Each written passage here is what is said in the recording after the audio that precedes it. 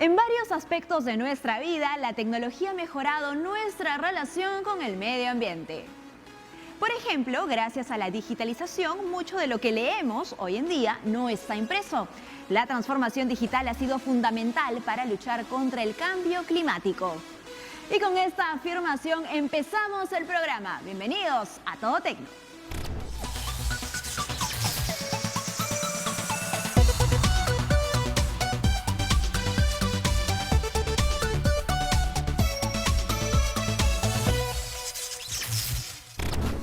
Ante la problemática ambiental, la tecnología y la ciencia son imprescindibles si queremos frenar el cambio climático.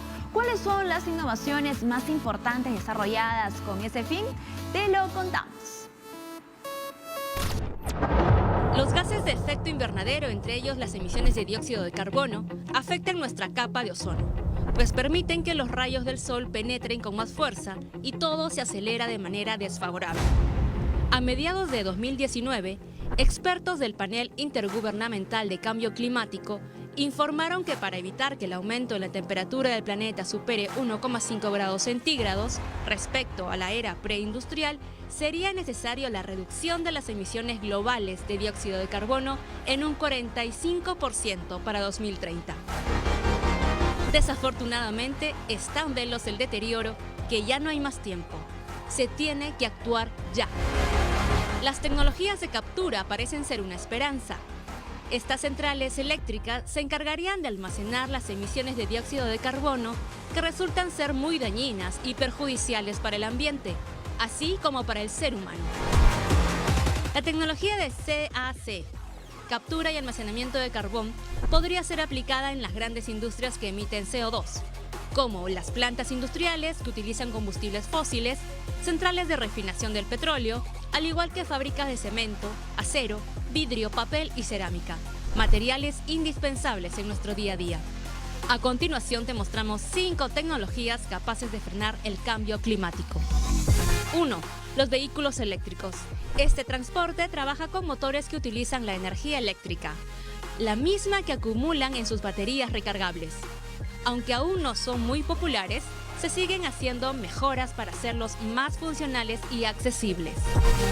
2. Uso de iluminación LED. Una bombilla regular de 100 watts emite en 100 horas 3 kilos de dióxido de carbono.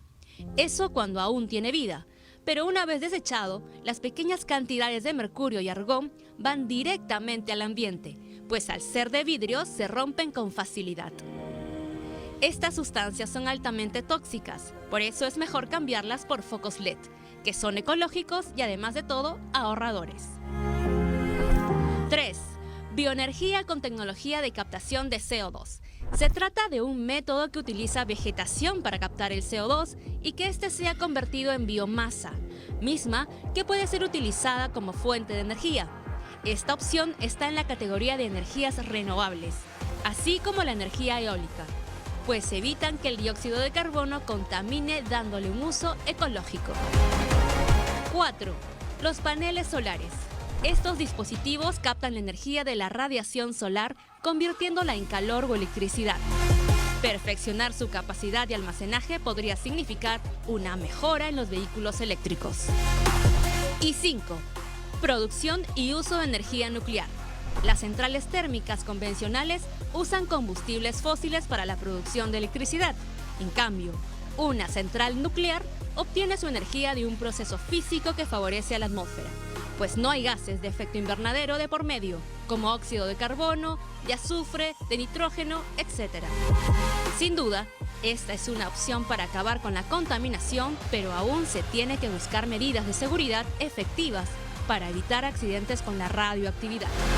Esperemos que los países industrializados, como los que no, realmente hagan su parte para frenar el cambio climático. No tenemos otro lugar al que podamos llamar hogar, y la tecnología nos puede ayudar. Usémosla.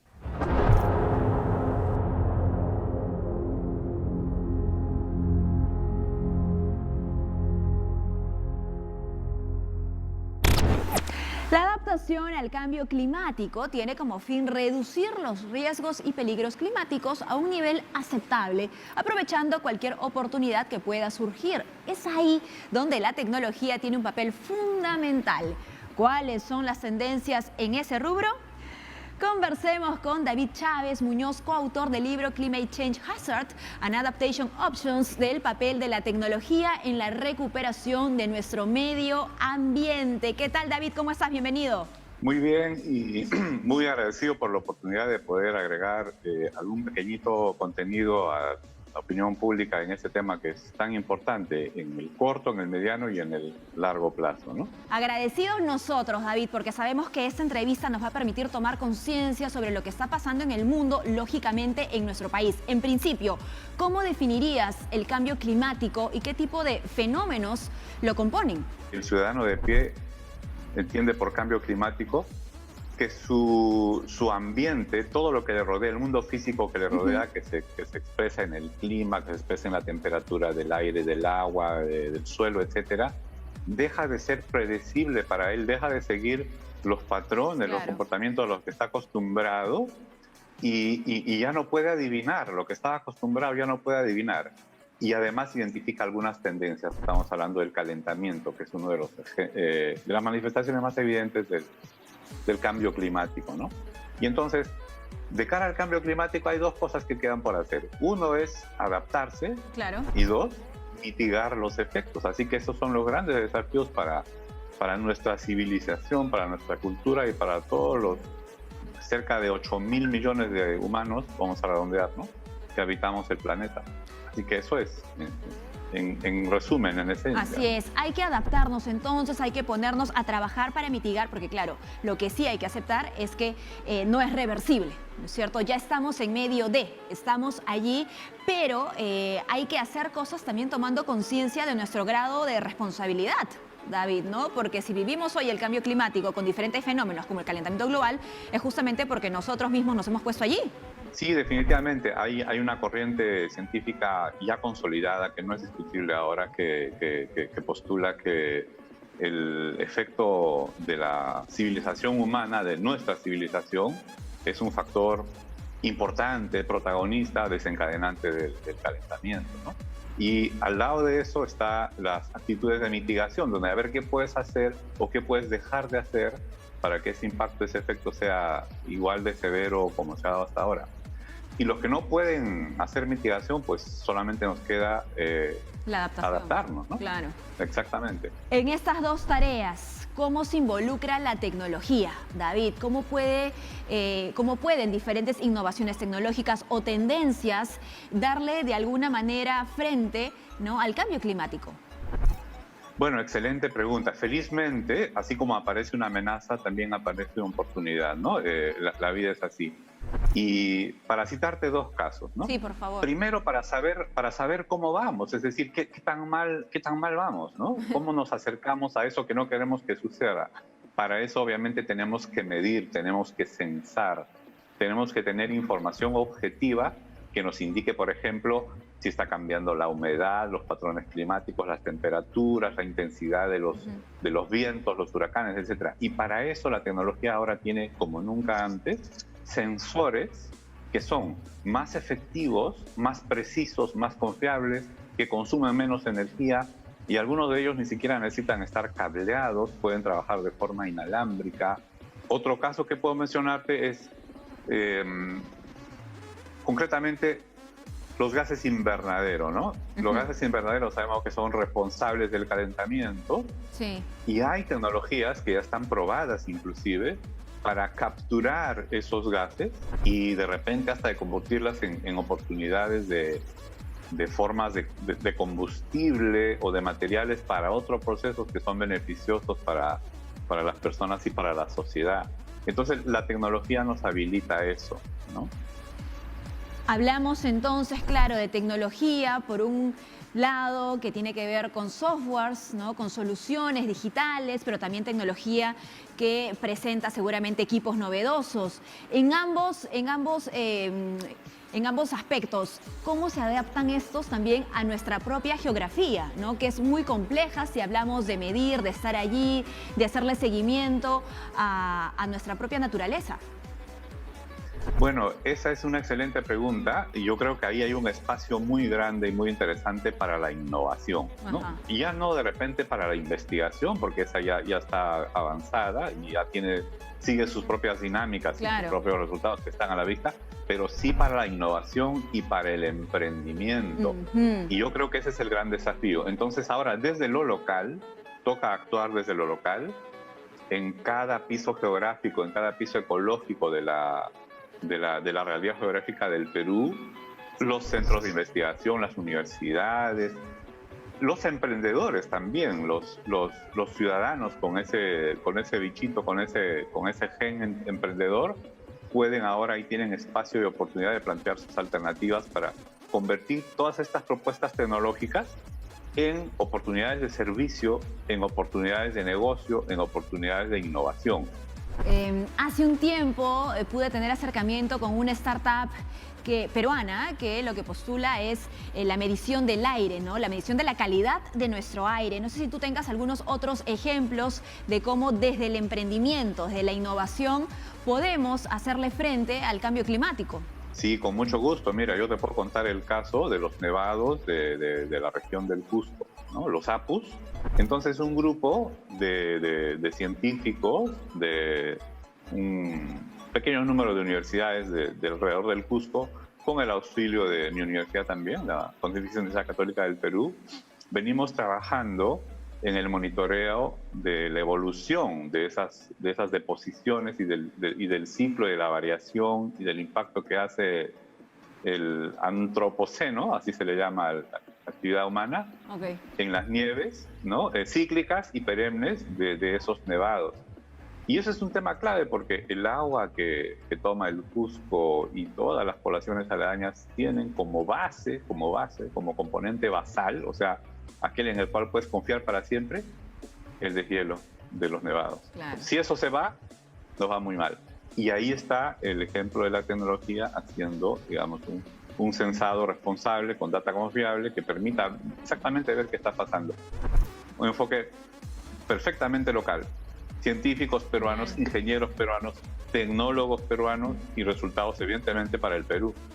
Y vemos con lo que nos cuentas que muchos especialistas de nuestro país ponen el alma y corazón en estudios y en trabajo que tienen que ver mucho también con el cuidado de nuestros recursos no renovables, ¿no? Y con esto quiero hacer hincapié en el agua.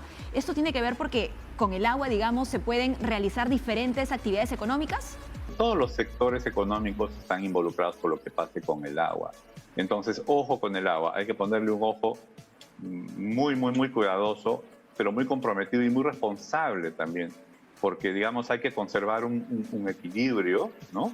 Todo lo que sea excesivamente restrictivo resulta ser un castigo, todo lo que es excesivamente liberal resulta ser origen para abusos, y a la larga se convierte también en un castigo y siempre la sociedad en su conjunto paga las consecuencias, ¿no?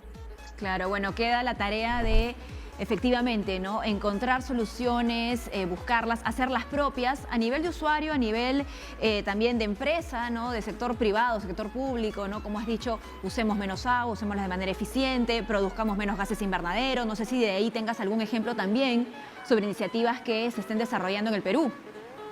Sí, mira, concretamente mi grupo de investigación, liderado en un proyecto por el doctor Eric Cosío, estamos estudiando todos estos ciclos del carbono, de los gases, en el recurso ecológico del Manu, en Madre de Dios.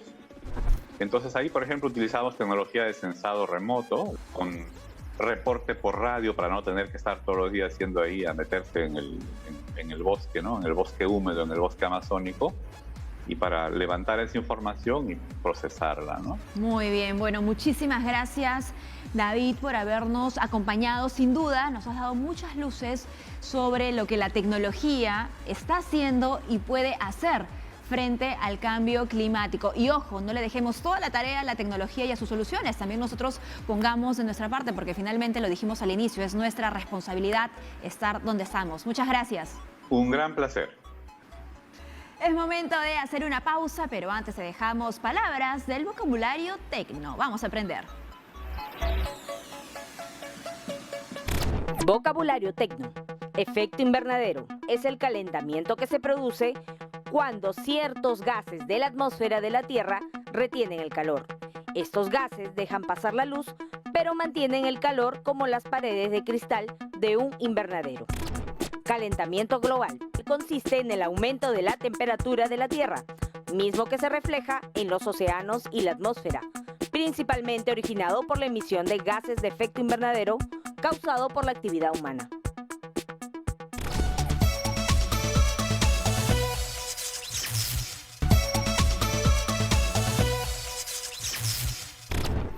Estamos de regreso en Todo Tecno. Y hoy contamos con herramientas inteligentes que nos ayudan a minimizar nuestra huella en el planeta, como los termostatos y las luces inteligentes. Pero, ¿qué otros proyectos debemos desarrollar para empezar a frenar el cambio climático? Patrick Benail Zorro, director de Ingeniería Ambiental y del Centro de Investigación y Tecnología del Agua CITA de UTEC, puede darnos una pista de ello. Hola Patrick, ¿qué tal? Bienvenido. Hola Mirta, ¿cómo estás? Muchas gracias. A ti muchísimas gracias por acompañarnos. Este programa me encanta que podamos darle a nuestros televidentes soluciones, tips y quizás hasta una guía de por dónde empezar y qué hacer para luchar contra el cambio climático, Patrick. ¿Qué podemos hacer como personas de a pie para mitigar o para reducir el cambio climático? Modificar nuestro comportamiento de consumo, Mirta. Modificar lo que compramos, modificar con qué frecuencia compramos, evaluar bien la necesidad, si necesitamos comprar o no algo, porque tenemos que pensar que ese producto o ese servicio que estamos adquiriendo tiene un proceso de producción detrás. Un proceso que consume energía, que consume recursos, que consume agua, y a veces no lo medimos, y eso tiene un gran efecto, tendría un gran impacto, cambiar nuestra forma de consumir. Perfecto. ¿Y cómo puede la tecnología hacer su parte en estos cambios, ¿no? Porque bueno, en el primer bloque veíamos cómo las innovaciones tecnológicas nos ayudan también a frenar de alguna manera el cambio climático o a adaptarnos a lo que está pasando, pero en el día a día ¿puede ayudar también al usuario? Claro que sí. La tecnología hay que verla como un aliado, como una herramienta que nos va a permitir enfrentar el cambio climático, mitigarlo y adaptarnos a él. Es importante saber que una cosa es cómo reducimos nuestro impacto para que el cambio climático sea menos fuerte. Otra cosa es cómo vivimos con él, cómo convivimos con el cambio climático. La tecnología nos brinda herramientas como medidores que nos permiten ver si la temperatura del ambiente está cambiando. Es una forma de monitorear nuestro entorno, darnos cuenta si el cambio climático realmente es una cosa que nos toca a todos y que nos está afectando. Y por otro lado están soluciones que nos ayudan a tomar decisiones en el día a día de forma más inteligente. Soluciones de transporte que sean menos nocivas con el medio ambiente. Por ejemplo, soluciones vehículos híbridos, vehículos eléctricos, incluso vehículos que no requieran de motor. Entonces, una movilidad más inteligente, una movilidad más consciente del medio ambiente, por ejemplo. Esto pondría en riesgo poblaciones ribereñas que viven y que dependen de esos ríos. Tecnología para el monitoreo que finalmente entiendo, permite tomar mejores decisiones, ¿no? Con un buen diagnóstico seguramente se plantean soluciones y soluciones que deberían llegar ¿a quiénes? ¿A nuestras autoridades? ¿Cómo manejan ustedes sus investigaciones, Patrick? Y esta investigación en particular. Efectivamente, Mirta, nuestro objetivo es apoyar, servirles como un soporte técnico a las autoridades que requieran de esa ayuda. Muchas veces las autoridades no cuentan con los equipos, con la expertise, con los expertos que puedan brindar esas recomendaciones, y nosotros desde el CITA estamos justamente brindándole recomendaciones a ministerios, a gobiernos regionales, gobiernos locales, para que, por ejemplo, obras de infraestructura que se quieran construir tengan consciente dentro de su proceso de generación el cambio climático. Como si yo quiero construir una hidroeléctrica a futuro, puede verse afectada por lo que el cambio climático traiga como efectos. Si quiero construir una hidrovía a lo largo de los ríos amazónicos, ¿cómo el cambio climático me puede afectar mi programa de construcción? Y de esta forma hacer una hidrovía que sea más sostenible a lo largo del tiempo. Por supuesto, ¿no? Y muy importante medir el impacto de cada proyecto y tomar conciencia, ¿no?, de que el cambio climático está aquí. Patrick, ¿no?, que no es reversible, y eso tiene que ser, me imagino, entre diferentes tipos de públicos, a nivel de ciudadanos, ¿no?, pero también a nivel de nuestras autoridades, gobiernos locales, regionales y nacionales. Totalmente de acuerdo, Mirta. ¿Y sabes qué sucede? Que muchas veces el cambio climático nos aparece algo difuso, parece que es algo que a nosotros no nos toca. Exacto. El cambio climático no es solo aumento de temperatura. El cambio climático es lluvias en donde antes no había, es sequías en donde antes había mucha agua, y eso trae consecuencias como en el abastecimiento de productos de primera necesidad. Si en una zona en donde antes llovía deja de llover como consecuencia del cambio climático, eso nos genera un problema a nosotros como personas. Claro, mañana de repente se sube el precio de algún producto de la canasta familiar básica y nos preguntamos por qué. Pues porque resulta que en esa zona en donde se produce ya no está lloviendo como llovía antes. Claro. Hay que adaptarse al cambio climático, hay que buscar formas de reponer esa agua que ya no está. Incluso hay especies que están desapareciendo. Tenemos especies emblemáticas, especies que son muy delicadas, que incluso un cambio mínimo en su ambiente, un cambio de un grado, eso ya afecta a esa especie. Entonces hay una cadena de efectos del cambio climático que muchas veces no vemos. Los incendios de hace un par de años que azotaron enormemente a la Amazonía son consecuencia directa del cambio climático. Es porque no llueve cuando debe llover, es porque se genera sequía, y eso aumenta las chances de que un incendio que antes era controlado se nos salga de las manos y se convierta en un problema mucho mayor. Seguramente nosotros, los ciudadanos de a pie, no tenemos a la mano software sofisticados para medir, ¿no es cierto?, el impacto del cambio climático, pero las evidencias, Patrick, las tenemos, ¿no? Las acabas tú de decir, y creo que es momento de que nos involucremos todos. Ahora, sí debo consultarte, ¿no? Los equipos con los que ustedes trabajan, con los que hacen las investigaciones, ¿son accesibles también en otras esferas, en otras instituciones de la academia, entre nuestras autoridades? Ahorita estamos con muchos proyectos de ciencia ciudadana, en donde el ciudadano de a pie puede aportar a la ciencia. Se nos están convirtiendo como en emisarios que nos dan mucha información acerca de la calidad del aire, acerca de la presencia o ausencia de algún tipo de organismo en un lugar en donde no debería estar. Por ejemplo, estamos haciendo un trabajo con dengue, monitoreando cómo el dengue puede convertirse en un problema de aquí a algunos años en algunas zonas de Perú, principalmente en Lima, en otras regiones, y que están latentes de convertirse en problemas en Lima metropolitana, en donde hablamos de 9 millones de personas expuestas a problemas de dengue. Imagínate lo que eso podría traer como problema.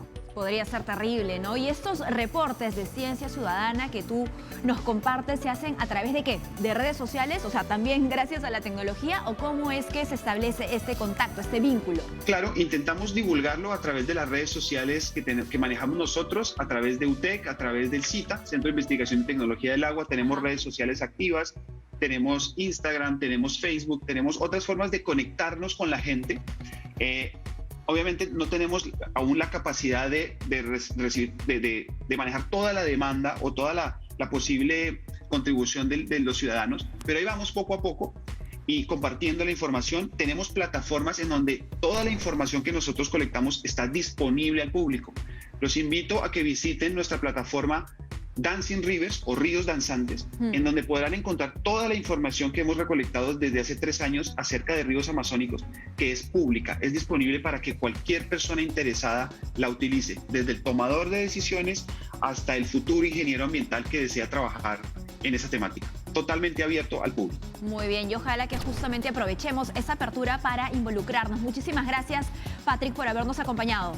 Muchísimo gusto, como siempre, hablar con ustedes, Mirta. Muchísimas gracias por la invitación. Momento de hacerle una consulta a Naomi. Naomi, dinos cuáles son las tendencias de la llamada tecnología verde. Sí, Mirta, las tecnologías verdes, también denominadas tecnologías no contaminantes o ecológicas, son aquellas tecnologías que mejoran la calidad del aire, del agua, del suelo o que buscan soluciones a los problemas relacionados con los residuos o el ruido. Estas tecnologías pueden ser sumamente complejas y costosas, hasta soluciones sencillas. La tecnología verde tiene su origen en el movimiento verde de los años 60 y que se ha convertido en un tema de gran relevancia en todas las ramas. El término se comenzó a utilizar por la Agencia de Protección Ambiental de los Estados Unidos, cuando desarrolló el programa Estrella de Energía en el año 1992. Este programa fue presentado como una asociación voluntaria basada en el mercado para reducir emisiones de gas invernadero mediante la eficiencia de la energía. Los beneficios que nos trae el aplicar la tecnología verde son varios. Entre ellos, ayuda a renovar y protege la tierra. Reduce la incidencia a contaminar por medio de mensajes que concientizan a la población. Se aprende a reciclar y reutilizar productos para elaborar manualidades. Reduce las grandes cantidades de basura. Le facilita la vida al ser humano y al medio ambiente. Ayuda al hombre en su proceso de estudio y creación de avances sin dañar la tierra. Muy buena información. Ahora hacemos una pausa. No se muevan, regresamos con mucho más aquí en Todo Tecno.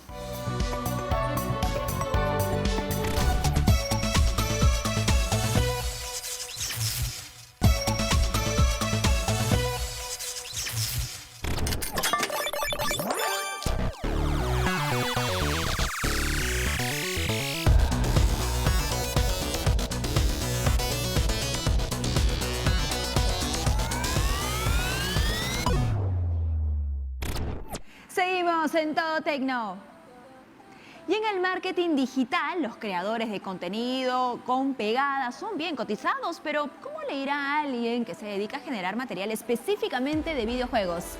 Está conectada con nosotros Sui de Hielo, creadora de contenido de videojuegos. Ella es conocida en la comunidad de League of Legends, de TikTok, gracias a sus más de 50.000 seguidores. Preguntémosle, ¿cómo es eso de crear contenido gamer? Hola Sui, ¿cómo estás? Hola Mirta, bien, gracias. ¿Tú qué tal? ¿Todo bien? Todo muy bien, contentos, Sui, de estar contigo, porque claro, hemos hablado en diferentes programas sobre la creación de contenido, lo demandante que es, el crecimiento que tiene en la actualidad, pero no sobre el contenido que es específicamente gamer. En tu caso, que es bastante exitoso, ¿cómo así empiezas el desarrollo de esta ocupación? Bueno, yo comencé en realidad como un hobby, por diversión totalmente. Básicamente fue un grupo de amigos que me decía que por qué no comenzaba con los streams, ¿no? En la plataforma de Twitch. Ajá. Ahí empecé sin cámara, sin micrófono incluso, mis primeros streams. Simplemente por divertirnos, por mostrar lo que hacíamos. Y bueno, terminó escalando hasta que llegó un punto en el que dije, yo me quiero dedicar a esto. Y bueno, empecé a ahorrar. Yo ya había terminado mi carrera. Soy diseñadora gráfica de profesión. Ya. Empecé a ahorrar y dije, bueno, con el dinero que tengo ahorrado me compro una computadora nueva y voy a darle unos meses. Si sale bien, genial. Yo tenía una pequeñita base. Si no sale bien, pues no pasa nada. Que no se diga que no se intentó. Qué bueno, qué bueno. Y miren ustedes cómo está de por medio la decisión de darle otro vuelo a este hobby, ¿no? Con la inversión que tú nos cuentas que planteaste de por medio. Previo a tomar esta decisión, imagino que tú estabas ya bastante enamorada de League of Legends. Sí, de hecho sí. Yo en general estoy enamorada de los videojuegos. O sea, es algo que a mí me apasiona muchísimo. Desde que tengo uso de razón me encantan. Mis hermanos fueron los que me metieron a este mundo y no he podido salir. Si alguien sabe cómo salir, me avisa, por favor. Y bueno, yo de hecho empecé a streamear casi a la par de que empecé a jugar LOL. Fue literal casi a la par, entonces en mis streams se ha visto todo mi progreso en League of Legends. Ya. Y cuando me decidí por ser streamer ya ahí estaba enamoradísima, ya era, no sé, era como otra cosa. Y yo te planteaba eso porque el camino regular, digamos, que siguen los streamers es haber pasado de ser gamers, ¿no? Durante mucho tiempo de un juego y conocer ese juego a profundidad antes de hacer los streamings. En tu caso, ¿esto planteó un desafío en particular para ti o no te pusiste ningún tipo de presión sobre lo que ibas a transmitir en vivo?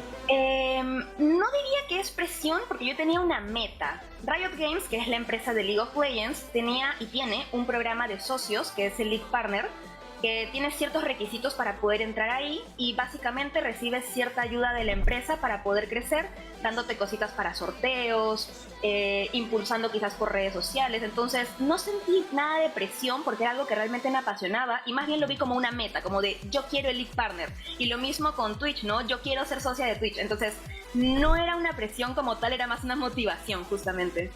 Qué bacán, qué bacán. Ahora, en el contenido diario, ahora que tienes una rutina, ¿cómo lo manejas, no? ¿Cuál es la dinámica que sigues como streamer? Bueno, yo hago streams de lunes a sábado y eso en realidad es un poco complicado al momento de crear contenido porque aparte de los streams yo hago contenido en las demás redes. Yo saco contenido en TikTok, saco contenido en Instagram. Entonces, claro, es quizás un poco intentar buscar el balance. Yo quizás peco un poquito de fan de los streams y mis streams son un poco largos, quizás tendría que hacerlos algo más corto para que me dé la vida de hacer más cosas, pero bueno, es básicamente como dicen, cuando te gusta lo que haces no se siente como que estás trabajando. Hay momentos de estrés, obviamente, sobre todo cuando tengo ciertas obligaciones por ahí con algún evento, con alguna campaña. Si tengo que hacer algún contenido en particular para Riot, obviamente hay momentos de estrés, hay momentos en los que hay más trabajo que otra cosa, pero bueno, de una u otra forma se termina consiguiendo cuando realmente te gusta. Estupendo. Nos comentas que tus streams son bastante largos. ¿Cómo congenias la duración, ¿no?, de lo que haces y lo que te gusta con redes cuyo formato es de mínima duración, como TikTok? De hecho, me sirve bastante que los streams sean largos porque yo en TikTok tengo varios tipos de contenido. Entre ellos, pues están los videos que hago meramente para TikTok, que son cosas como más de comedia o consejos también. Soy Elo Alto en League of Legends, entonces doy bastantes consejos, respondo a la gente, pero también saco mucho lo que son clips de mi stream.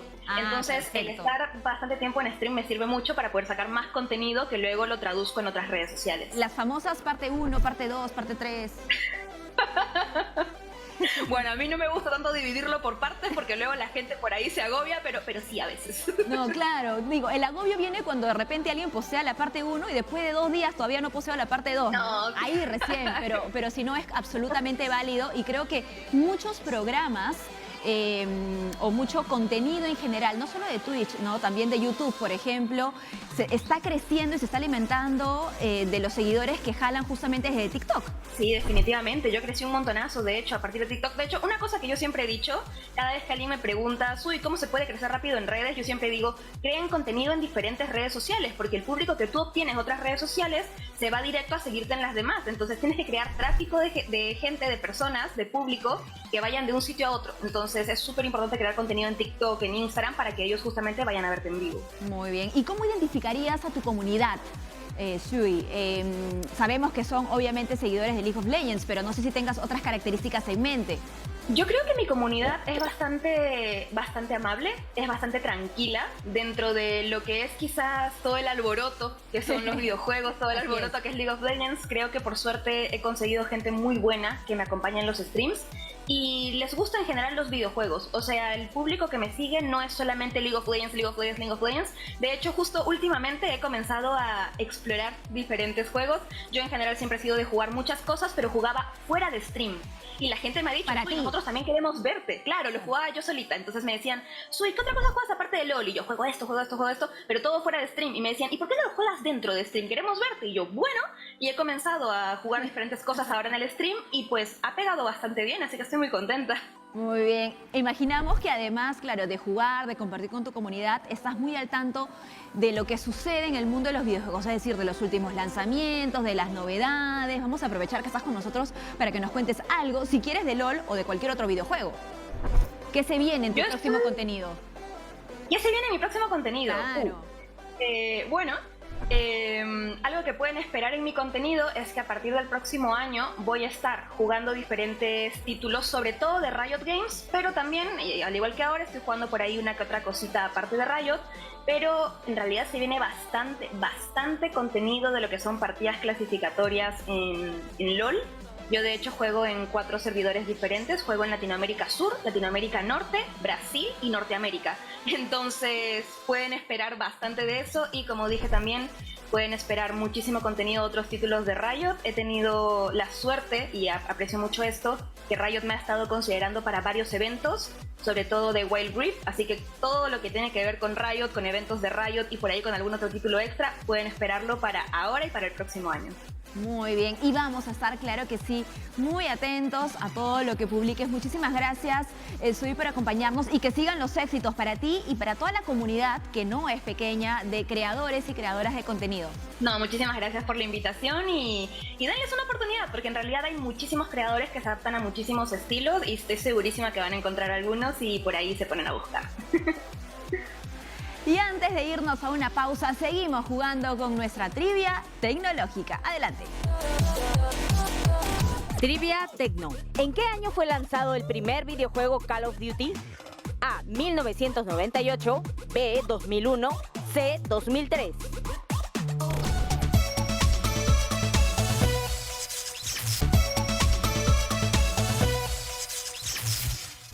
Respuesta C. 2003. El primer título de Call of Duty, juego que trata sobre un tirador en primera persona, llegó a los amantes de los videojuegos en octubre del 2003, con una versión exclusiva para ordenador. A lo largo de las distintas ediciones que siguieron, el FPS presentó perspectivas que permitieron a los que estaban detrás de la pantalla formar parte del ejército estadounidense, ser un soldado británico o incluso estar del lado de las fuerzas soviéticas. Estamos de regreso en Todo Tecno. ¿Listo para el dato internacional? Aquí viene. Una de las acciones celebradas durante la pandemia del coronavirus fueron los beneficios ambientales que trajo el teletrabajo y la comunicación digital. Sin embargo, pocos saben que el uso de Internet conlleva un elevado consumo de energía que está poniendo en alerta a las ONG medioambientales por su ritmo creciente. ¿Qué es la contaminación digital? La contaminación digital está referida a realizar actividades online. Por ejemplo, desde enviar un correo electrónico, navegar por la red, hasta subir un archivo a la nube. Y toda esta información acumulada en Internet a través de los años es nuestra huella digital. Pero si hablamos de toda la información que hay alrededor del mundo, se convierte en un serio problema que afecta al medio ambiente. Según un estudio de la Universidad McMaster de Canadá, durante el 2018, el sector de la tecnología de la información y comunicación consumió entre el 6% y el 10% de la energía eléctrica generada en el mundo. Y a este ritmo se calcula que para el 2030, el porcentaje total de energía consumida superaría el 21%. Esta cifra es similar a la huella de carbono que genera el sector transporte a nivel mundial. En promedio se realizan algo más de 3.000 millones de búsquedas en Internet por día. Se envían más de 180 millones de emails por minuto y unos 41 millones de mensajes a través de WhatsApp y de Facebook Messenger. ¿Y qué es la huella de carbono? Es una métrica ambiental que calcula la totalidad de las emisiones de gases de efecto invernadero emitidos, ya sea por un individuo, una organización o un país por el consumo de bienes o servicios. Y se mide en unidades de dióxido de carbono equivalente. La huella de carbono que dejan los correos electrónicos también han sido estudiados y se estima que cada email puede tener una emisión entre 4 y 5 gramos de CO2. Multiplicado por la cantidad de emails enviados día a día por cada persona resulta muy significativo para la huella de carbono. 5 consejos para reducir la contaminación digital. Conserva tu equipo durante más tiempo. Elige productos de bajo consumo energético. Lo más importante es evitar la sustitución innecesaria de tu equipo digital. Libera espacio en la memoria de tus dispositivos. Limpia los dispositivos de elementos innecesarios, por ejemplo, fotos, mensajes antiguos, videos, memes, stickers, entre otros. Mira videos de forma ecorresponsable. Para limitar la contaminación digital del video en streaming, es preferible descargarlo primero y luego verlo. Te recomendamos mirar videos de YouTube en baja definición, ya que puedes ahorrar ancho de banda. Vacía el buzón de tu correo electrónico. Es importante clasificar y mirar regularmente tu buzón eliminando los correos y boletines innecesarios para evitar el almacenamiento en los centros de datos. Envía archivos adjuntos mediante un enlace de descarga y selecciona los destinatarios. El consumo de Internet seguirá creciendo en los próximos años por la incorporación de más usuarios a la red, especialmente aquellos servicios que consumen más ancho de banda, como el streaming. El reto sigue siendo proveer energía que no proceda de fuentes altamente contaminantes, además de implementar soluciones que nos permitan obtener más con menos recursos. Y recuerda que el cuidado del medio ambiente y el calentamiento global no solo recae en las grandes empresas tecnológicas, sino en todos los que utilizamos Internet.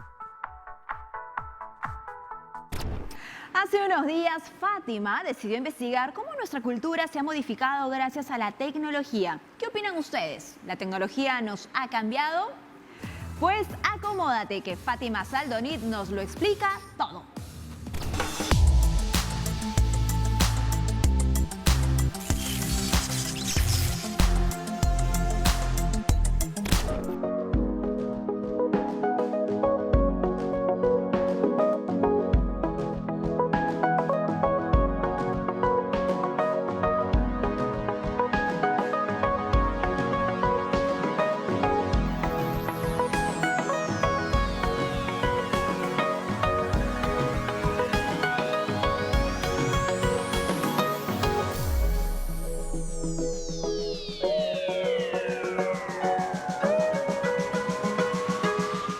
Mirta, me encuentro en la Escuela Peruana de Cine EPIC.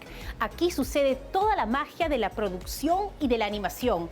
Hoy vamos a descubrir este fascinante mundo. Bueno, y recientemente se ha confirmado que una película 100% hecha en el Perú es una película animada. El próximo éxito de animación en Hollywood podría tener creatividad peruana detrás. Se trata de Aimbo. Aimbo es una película peruana-holandesa animada donde han intervenido más de 100 expertos entre animadores, modeladores, diseñadores, fotógrafos. Ellos han utilizado programas como Autodesk, Maya y ZBrush, logrando efectos realmente impresionantes.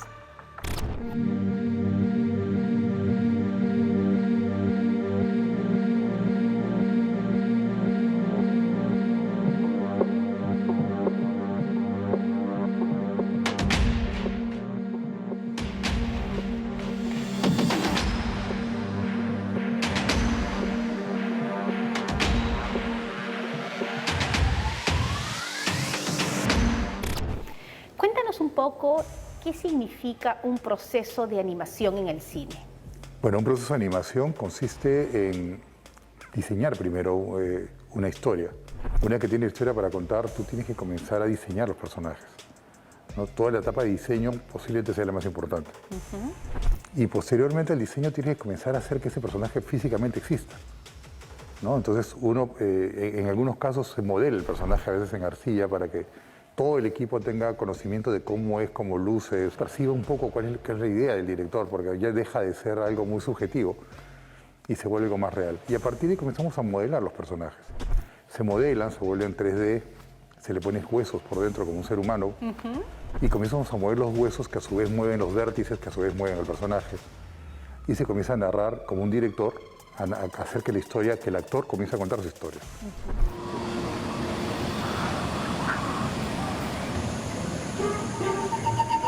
Hey, stay right here. Who's there?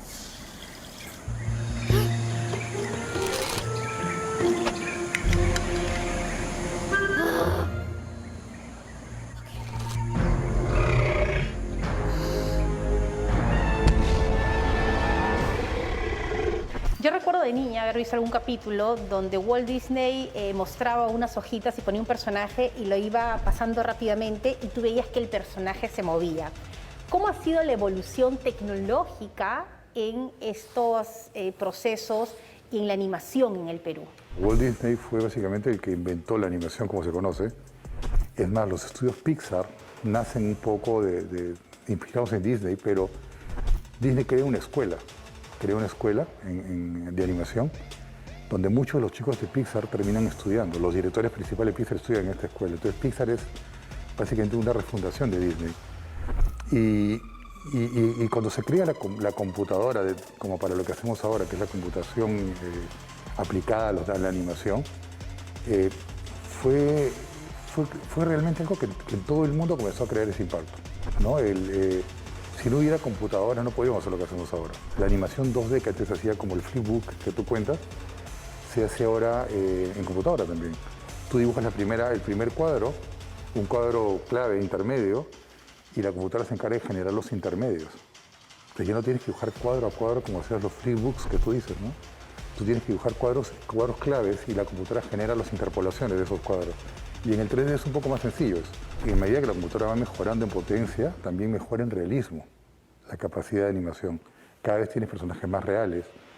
las capturas de movimiento. Una opción para hacer AIMBO, por ejemplo, al inicio era hacerlo con captura de movimiento. Teníamos acá equipos de captura de movimiento en Epic, que tú te ponías el traje y hacías que la persona actúe y transmite el movimiento, le inyectas ese mismo movimiento al actor en 3D. Antes lo tenías que ver en un monigote, pero cada vez con el desarrollo de las máquinas tú puedes hacer que ese monigote cada vez tenga, o sea, que el monigote ya sea AIMBO y se mueva AIMBO en vivo. ¿Cómo así yo creo, habilo el armadillo, por ejemplo, lo dibujo en un papel y termina en una película con movimiento y como si fuera real? Primero el departamento de arte crea todo el concepto y el diseño del personaje. Una vez que tenemos claro eso, ya pasamos a trabajarlo en 3D. Comenzamos con modelado, que es básicamente hacer una escultura en 3D del personaje. Esto se hace en fibras, escultura básicamente, y después ya pasamos a Maya, donde comenzamos el proceso de animación como tal. Maya es el programa oficial, digamos, donde se genera todo el ensamblaje de la película. Y bueno, aquí ya comenzamos a ponerle los huesos, que en lenguaje técnico sería joints. Y a estos joints le ponemos controles para que los animadores tengan la capacidad de poder controlar al personaje. Y bueno, después los animadores se encargan de darle el movimiento y luego pasamos a layout, que es el armado de toda la escena, donde ya no solamente llega este personaje, sino llegan más personajes, ponemos las cámaras, después ponemos luces, ¿no? Texturas, y después ya renderizamos y bueno, termina en composición y en colorizado. ¡Es hora de ser valientes! ¡Sí, valientes!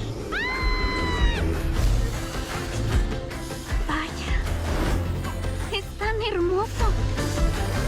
¿Cuál ha sido el reto más grande como personaje animado en la película? Yo creo que ha sido, primero que nada, el trabajo en conjunto, la coproducción con Holanda, ¿no?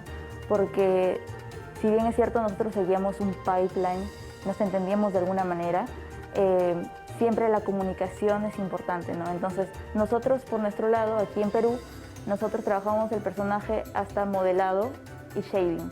Entonces, una vez que nosotros teníamos aprobado esto, enviábamos a Holanda y Holanda tenía que animarlo y terminar el proceso, ¿no?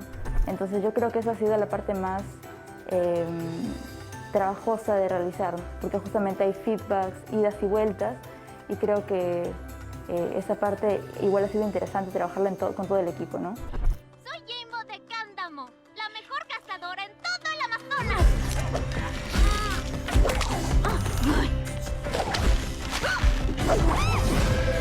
Aimbo, eres una persona muy especial. Los espíritus te han llamado. Hola, somos tus espíritus guía. En lo personal como profesional, ¿cuál es el aporte de la tecnología frente al cine peruano de animación? Yo creo que ha habido un gran avance porque básicamente se ha consolidado el pipeline de animación, que es como el flujo de trabajo y toda la organización que hay detrás de una película, ¿no? No se solía hacer esto en Perú. Sé que llegó con Condorito. Yo cuando era alumna de Epic, nosotros fuimos el primer ciclo que tuvimos ese curso, ¿no? Entonces fue muy interesante para mí llegar a Epic, aprender de este curso y después trabajar en la película, porque ese ha sido el gran aporte, porque me enseñaron y luego lo practiqué. Y creo que básicamente es eso, porque todos los artistas se fueron acoplando a un mismo flujo de trabajo, entonces todo se va ensamblando bonito. Y yo creo que eso es lo que al final determina la calidad de una película también. Y lo que hace finalmente la tecnología es darle un mismo lenguaje a todos sin importar en el país que se encuentran o la función que están desarrollando. Claro, exactamente. Sí, porque básicamente con el pipeline, la función del pipeline es que todos los artistas pueden trabajar un archivo, un flujo de trabajo sin necesariamente hablar el mismo idioma, ¿no? Si bien es cierto, sí, el equipo de producción era el que se encargaba de la comunicación con Holanda, en este caso en inglés, ¿no? Yo formaba parte del equipo de producción. Ya la comunicación con los artistas era en español, pero no importaba porque los archivos publicados tenían el mismo lenguaje tanto aquí como allá, ¿no? Entonces hay que salvar a Cándamo. Ahora somos yo y la jungla. Pero hasta la mejor cazadora necesita algo de ayuda. ¿Yo?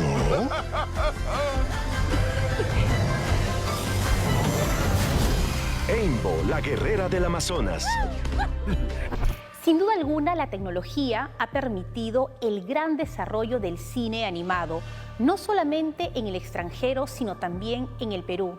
Cada vez nos sorprendemos con el realismo que tiene un dibujo en la pantalla grande.